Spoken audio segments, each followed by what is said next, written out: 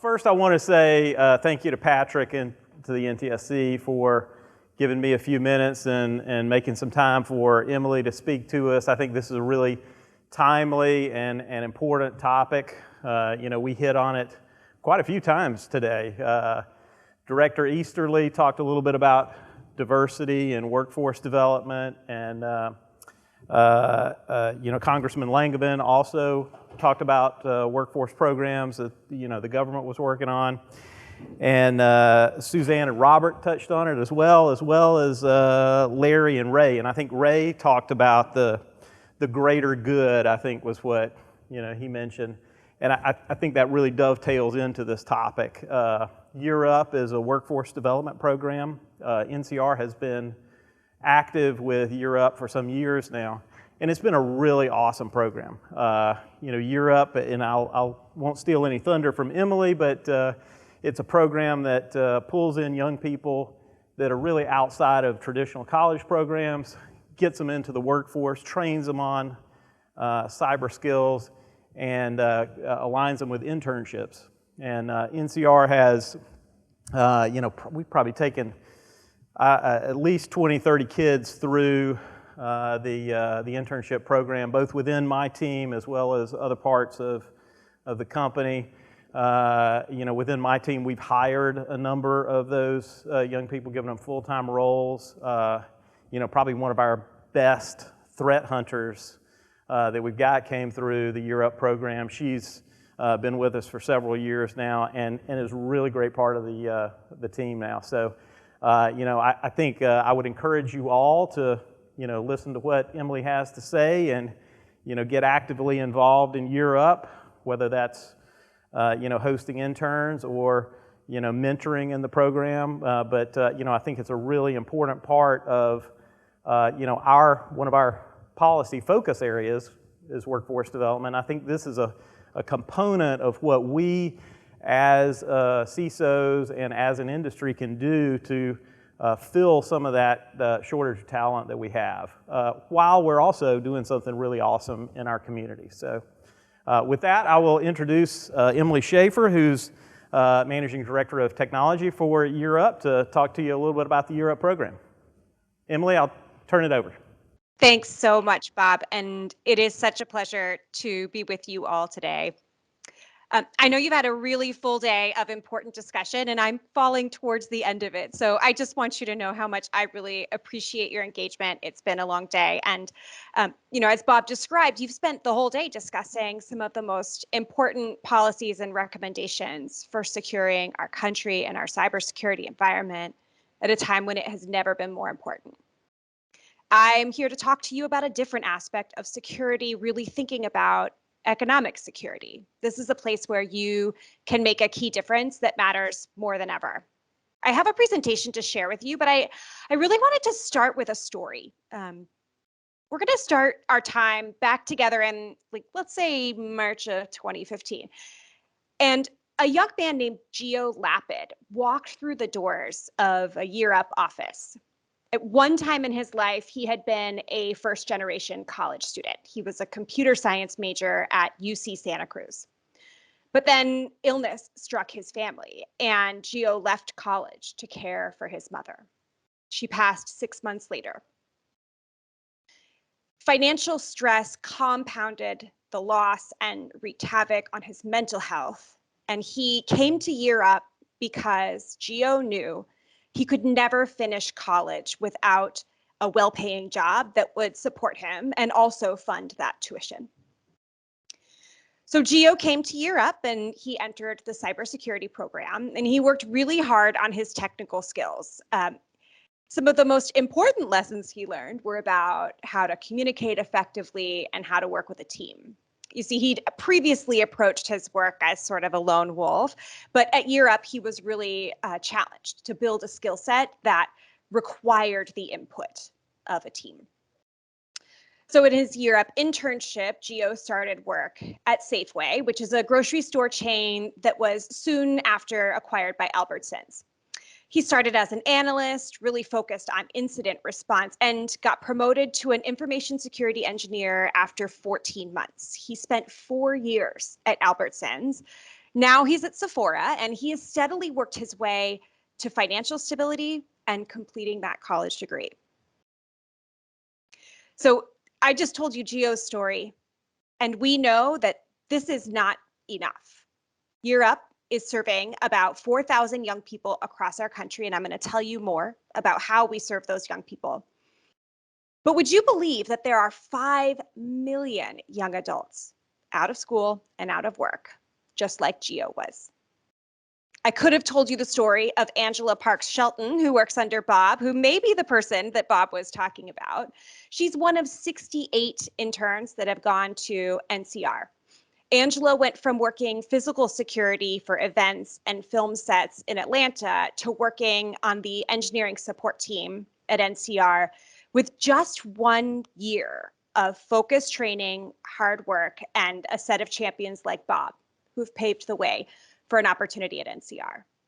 Over 20 years, Year Up has been connecting talented and overlooked young people like Gio and Angela to the Fortune 1000. With almost 30,000 people served to date in 24 cities across the country, Year Up has placed more people of color into the Fortune 1000 than any other single institution in our country. Year Up is really focused on fixing the broken talent marketplace. And so I'm going to tell you in a moment about how we do that. I'm asking you that as you leaders find our path toward a more secure cyber environment, that you also think closely about how you can create greater economic security in your community by developing and hiring talent like Gio and Angela. Because Year Up cannot do this without champions like you. The dual crisis of COVID and racial justice reckoning that happened in 2020 have made it really clear the status quo is not working for too many people in our country. And we have a long journey of recovery ahead. We're working to get opportunity to those who need it most. This is only going to happen with partners like you. So I'm going to share some more information about Year Up, how it works. And if you have questions, please don't hesitate to put them in the chat, or we'll have time for live questions at the end through the moderator. I just told you that Year Up is really focused on fixing a broken talent marketplace. But what you should also know is that we're a nonprofit. Our sole mission is to create economic opportunity for all young people. We want access to cross what we call the opportunity divide. And our expertise is really in finding talented, motivated young people, providing them some training and skills to add value to your team, and then placing them with companies so that they can be part of your next generation workforce. Year Up's sweet spot is really about a couple things. One is understanding the needs of corporate partners, because we see our mission as advancing through the market. If we're not meeting your business objectives for the talent that you're looking to hire, then we can't be creating great job opportunities for young people. That's what they come to us for. So we really do see advancing our mission as happening through the market by meeting your business demand. We also know that there's a lot of young people who are eager to launch their careers, and we want to make it more possible for companies to bring them on as part of their talent pipeline. So in addition to directly placing young people at your companies for things like internship or career opportunities, we also have an advisory services team that provides consulting to companies on how they can build a more expansive and diverse talent pipeline for the roles that you have available.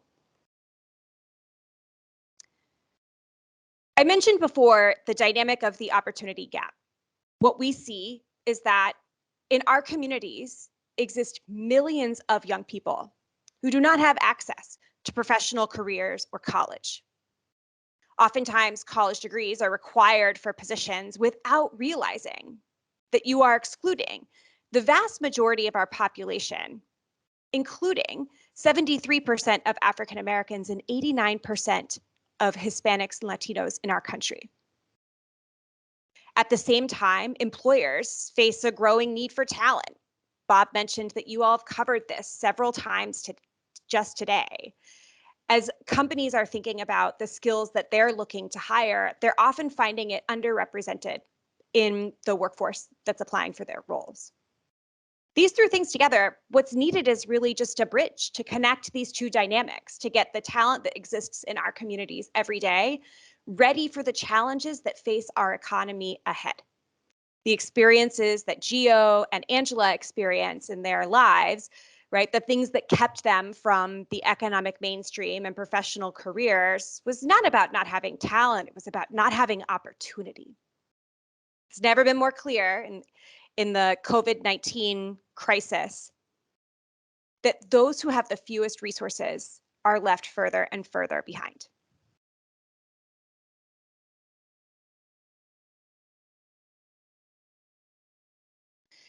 You can see that Year Up serves an overwhelmingly diverse student body. We work with young people who demonstrate to us that they are receptive to feedback, eager for a career that we are ready to prepare them for, and ready to work hard. The people we serve are almost exclusively students of color, and our gender gap is much closer to 50-50 than the technology workforce typically is. Lots of the students that we work with are folks that have started college, but it wasn't for them. Sometimes that is financial.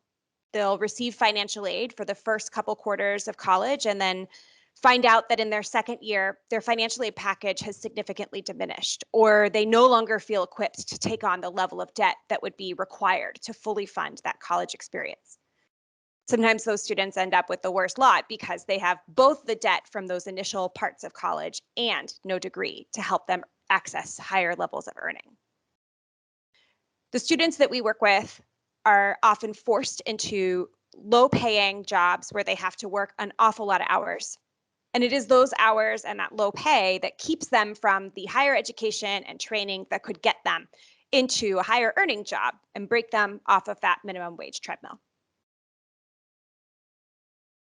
And as you can see, Year Up works. 90% of our young people are placed or into jobs or doing full-time education within 4 months of graduating.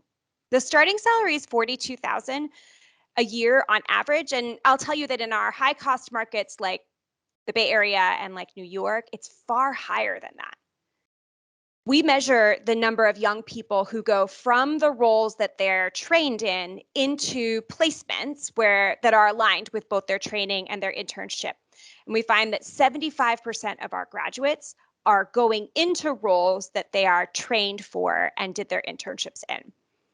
We also find that 95% of our young people are still working for the same company 12 months later.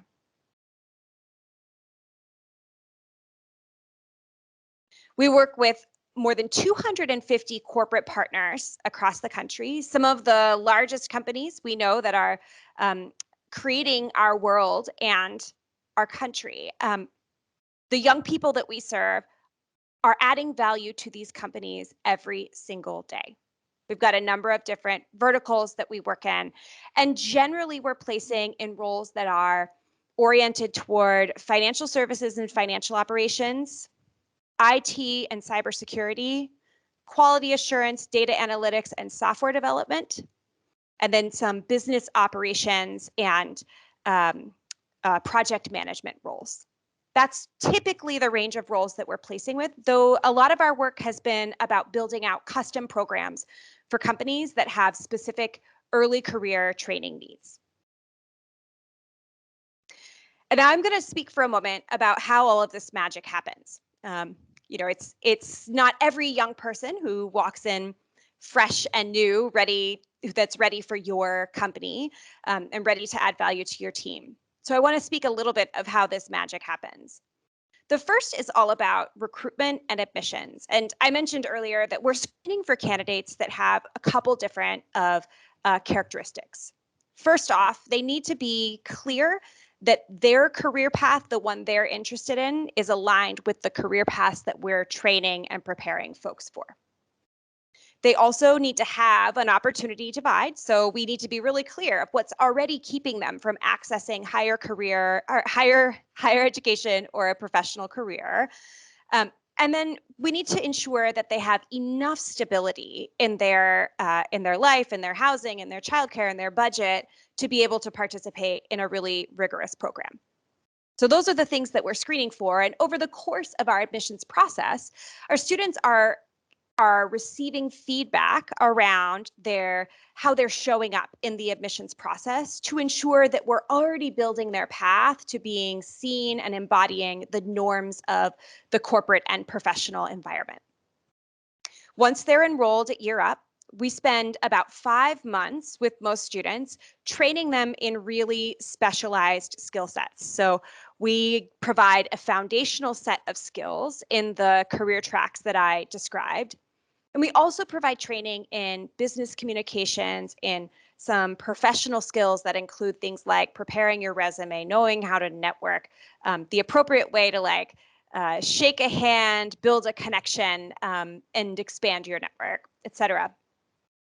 And students are also paired with both coaches that are Year Up staff members who are there to help them navigate the program, grow, shift, and advance really rapidly, as well as a team of social workers who can ensure that they continue to receive support like housing, childcare, resources, etc.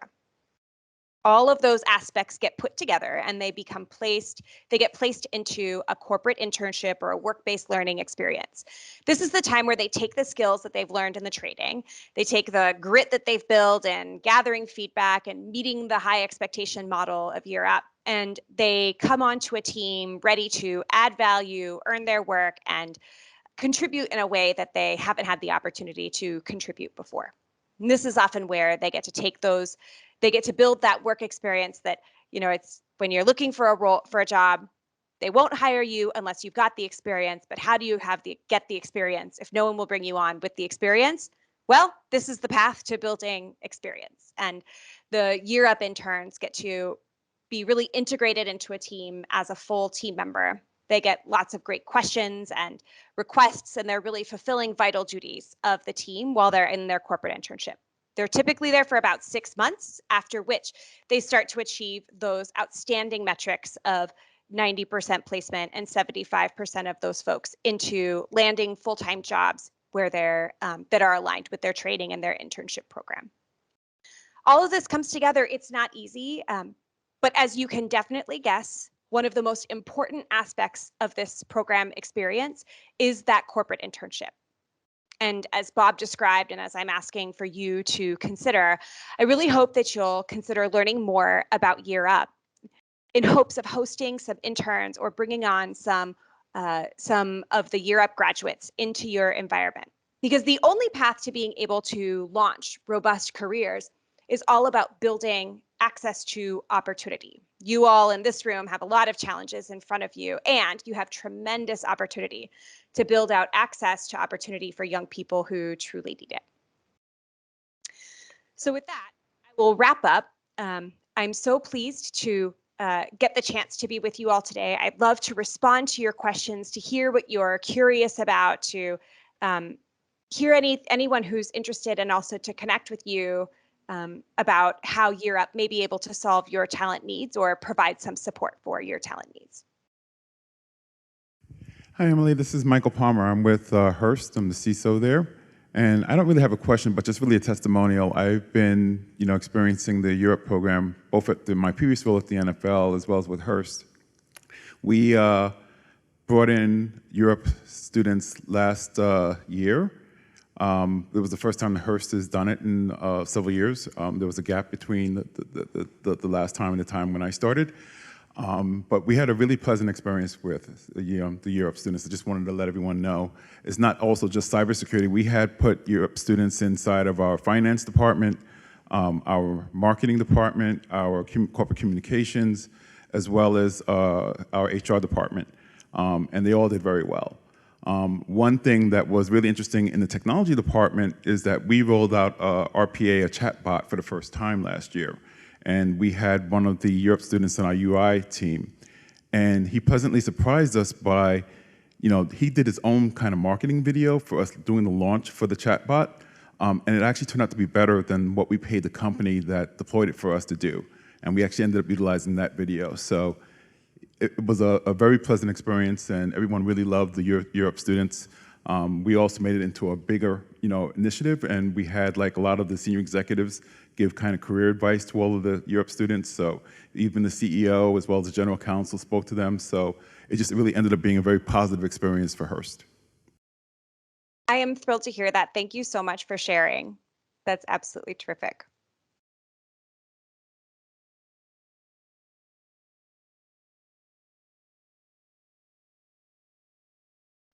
Hi, Emily. Thanks for joining us today. I'm Don Bowen from Huntington Bank. Quick question, if you can speak a little bit to the geography of your program. Is that based in hubs around large cities, or is it nationwide? And what your learning model is on a lot of this. Obviously, since the pandemic, you probably added virtual learning to it. Could you speak to that a little bit? Yep, absolutely. So we're in 24 cities across the country, typically in like the major cities such as, San Francisco Bay Area, Los Angeles, Dallas, Atlanta, Tampa, Miami, Charlotte, Washington, D.C., and Richmond, Virginia, Baltimore, Boston, New York, Pittsburgh, Chicago. I'm sure I've left, and Philly. I've left a bunch out, but we're in many, many major cities. Europe has always been a very in-person program. We've always felt that the best way to create an environment for preparation for the young adults that we serve has been about mimicking the corporate environment. So we're like, if you're here at 8:30 a.m., you are late. You need to be seated at your seat with your workout, like totally ready to go before 8:30 and 00 seconds, professionally dressed, etc.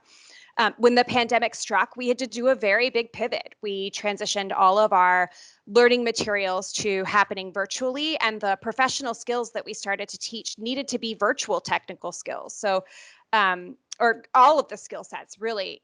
For example, when you're building your network and, shaking hands with folks isn't happening in a virtual environment. It's a lot harder to connect with people for informational interviews and for the purpose of connecting to your fellow colleagues and to others who may be able to help you on your career path. That's really different in a virtual environment. And so we had to pivot all of our learning to be adapted for that environment. We're finding that we will essentially return in a hybrid environment where our technical training and skills, much of that will remain taught online, which saves our students a commute and also gives them an opportunity to build those virtual work skills. And then we will do some work in person, the work that's best done in person, like the communication, the professionalism, feedback, et cetera. That's going to be work that's primarily done in person, again, mimicking the expectations of our corporate partners. We do find that in the coming year, lots of folks are heading back to the office. And so we'll look to build those skills by more and more office time. So some folks are leaving their roles fully remote, and we're really eager to work with those companies as well. We've got, sites across the country that when we're connecting students to remote roles, it's really easy for us to make the best match because we've got the choice of all of the markets within that time zone. That's, I think, a really key part of the success of the program is making sure that the folks that are heading into your companies and into your roles are a really strong match. And so if we don't have to factor in geography quite as closely, I think that's really helpful. Did that answer your question? Okay, any further questions? Darren, did you want? No? Oh, here we go.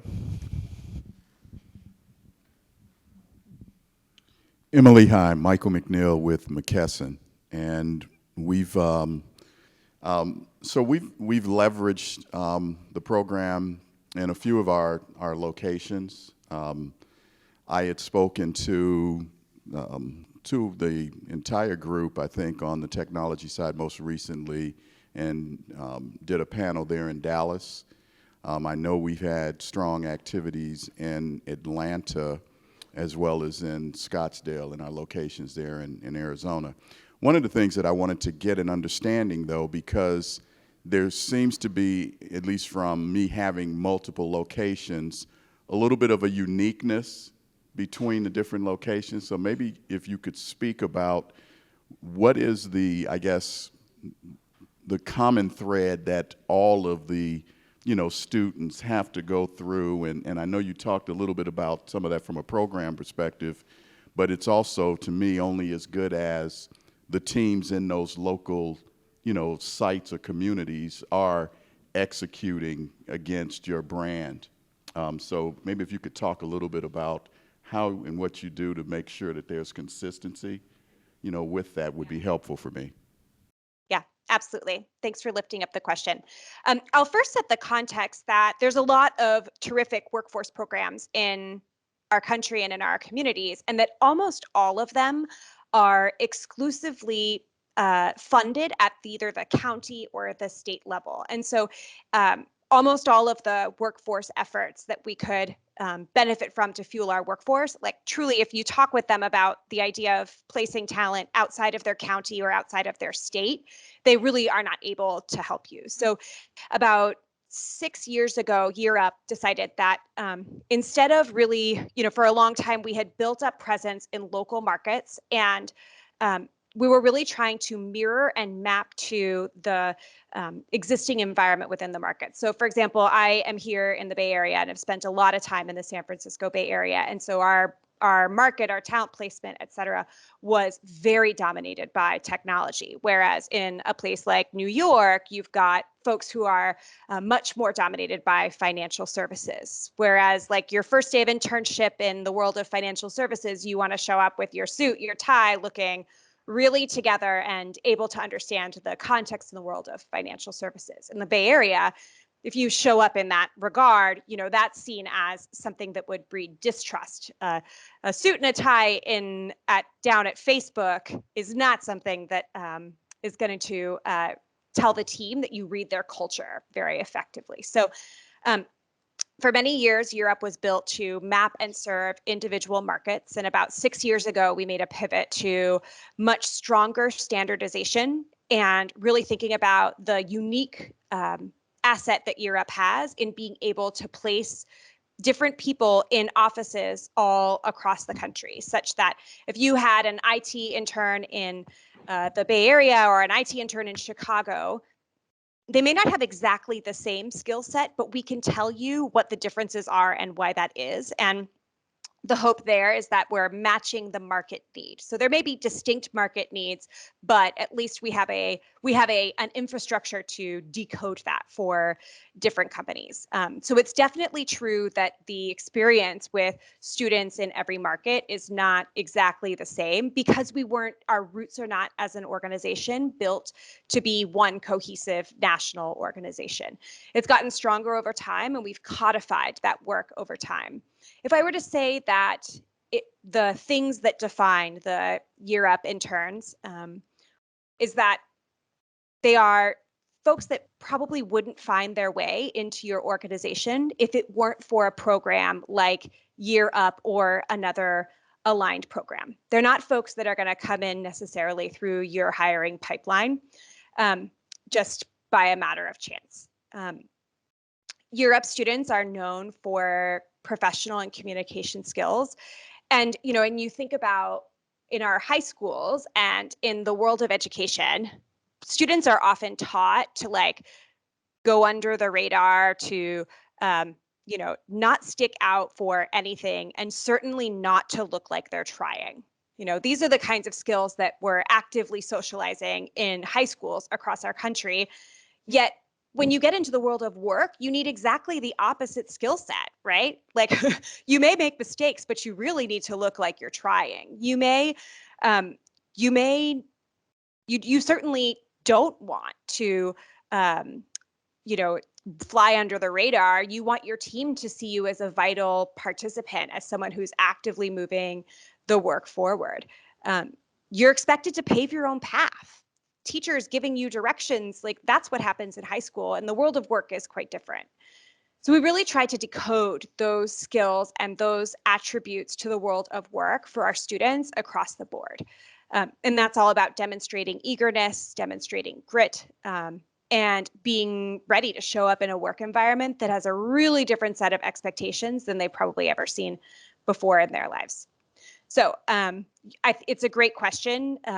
The dynamics of the different markets and expectations and how those skills play out certainly varies by market and also by individual. And I think that is a muscle that we want to build more and more, because increasingly Europe sees our path to impact as happening through larger companies. If we can build robust partnerships with some of the biggest companies in our country and in our world, then that's much more opportunity that can be created as a result.